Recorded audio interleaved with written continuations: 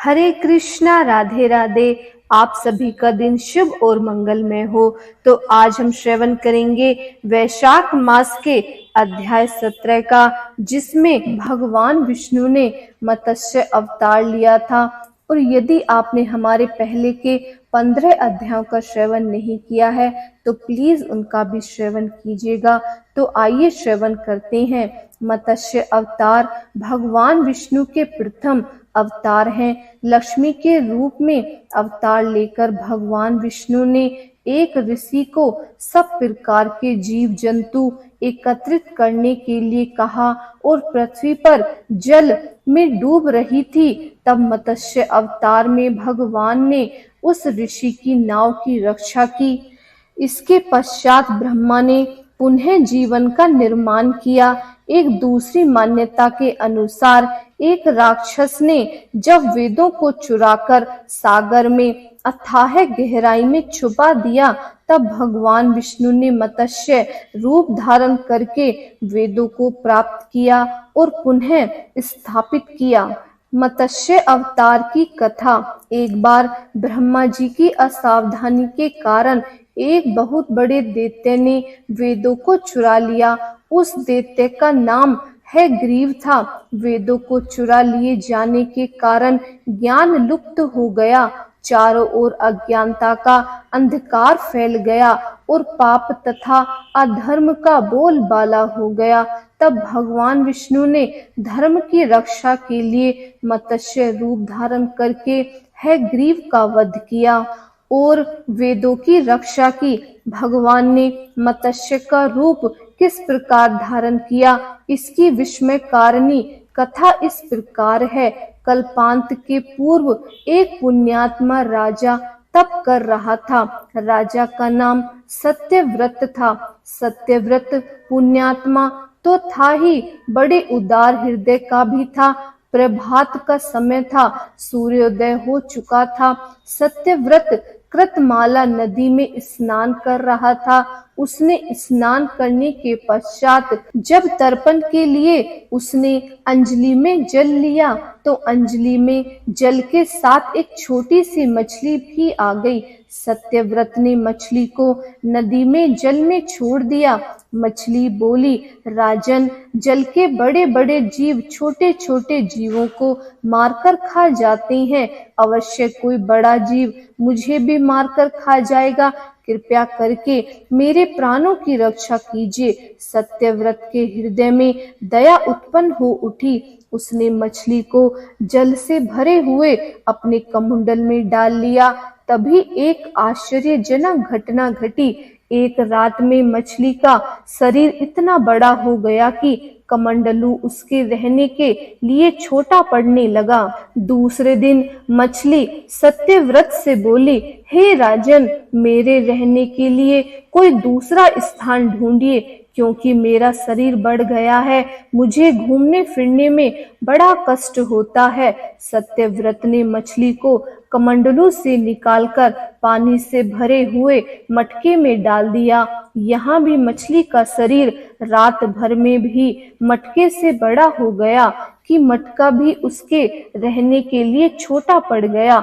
दूसरे दिन मछली पुनः सत्यव्रत से बोली, हे राजन, मेरे रहने के लिए कहीं और प्रबंध कीजिए, क्योंकि मटका भी मेरे रहने के लिए छोटा पड़ रहा है।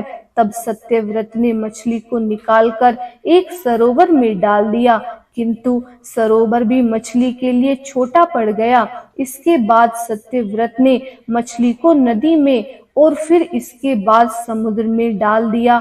आश्चर्य, समुद्र में भी मछली का शरीर इतना बड़ा बढ़ गया कि मछली के रहने के लिए वह छोटा पड़ गया। अतः मछली पुनः सत्यव्रत से बोली, हे राजन, यह समुद्र भी मेरे रहने के लिए उपयुक्त नहीं है। मेरे रहने की व्यवस्था कीजिए। अब सत्यव्रत विस्मित हो उठा।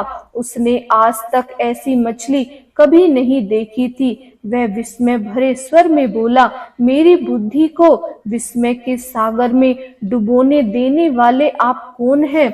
मत्स्य रूपधारी श्री हरि ने उत्तर दिया, हे राजन, है ग्रीव नामक दैत्य ने वेदों को चुरा लिया था। जगत के चारों ओर अज्ञान और अंधकार का धर्म फैला हुआ था। मैंने है ग्रीव को मारने के लिए ही मत्स्य का रूप धारण किया है।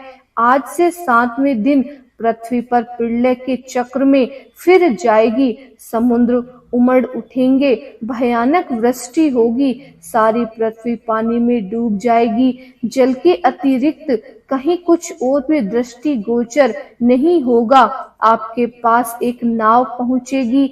आप सभी अनाजों और औषधियों के बीजों को लेकर सप्तऋषियों के साथ नाव पर बैठ जाइएगा। मैं उसी समय आपको पुनः दिखाई पड़ूंगा और आपको आत्म तत्व का ज्ञान प्रदान करूंगा। सत्यव्रत उसी दिन से हरि का स्मरण करते प्रलय की प्रतीक्षा करने लगे। 7वें दिन प्रलय का दृश्य उपस्थित हो उठा। समुद्र भी उमड़कर अपनी सीमाओं से बाहर बहने लगा। भयानक वृष्टि होने लगी। थोड़ी ही देर में सारी पृथ्वी पर जल ही जल हो गया। संपूर्ण पृथ्वी जल में समा गई। उसी समय एक नाव दिखाई पड़ी। सत्यव्रत सप्त ऋषि के साथ उस नाव पर बैठ गए। उन्होंने नाव के ऊपर संपूर्ण अनाजों और औषधि के बीज भी भर लिए। नाव प्रलय के सागर में तैरने लगी। प्रलय के उस सागर में उस नाव के अतिरिक्त कहीं भी कुछ भी नहीं दिखाई दे रहा था। सहसा मत्स्य रूपी भगवान प्रलय के सागर में दिखाई पड़े। सत्यव्रत और सप्त ऋषिगण मत्स्य रूपी भगवान की प्रार्थना करने लगे। भगवान से आत्मज्ञान पाकर सत्यव्रत का जीवन धन्य हो उठा। वे जीते जी ही जीवन मुक्त हो गए। प्रलय का प्रकोप शांत होने पर मत्स्य रूपी भगवान ने है ग्रीव को मारकर उससे वेद छीन लिए। भगवान ने ब्रह्मा जी को पुनः वेद दे दिए। इस प्रकार भगवान ने मत्स्य रूप धारण करके वेदों का उद्धार किया तो किया ही, साथ ही संसार के प्राणियों का भी अमित कल्याण किया। हरे कृष्णा। बोलिए भगवान विष्णु की जय। उम्मीद है आज की वीडियो आपको बहुत पसंद आई होगी। यदि पसंद आई है तो प्लीज हमारे चैनल को सब्सक्राइब कीजिए, लाइक कीजिए और इस वीडियो को ज्यादा से ज्यादा शेयर कीजिए और हमारे चैनल पर यूं ही बने रहिए और आने वाली वीडियो का श्रवण जरूर कीजिएगा। हरे कृष्णा। राधे राधे।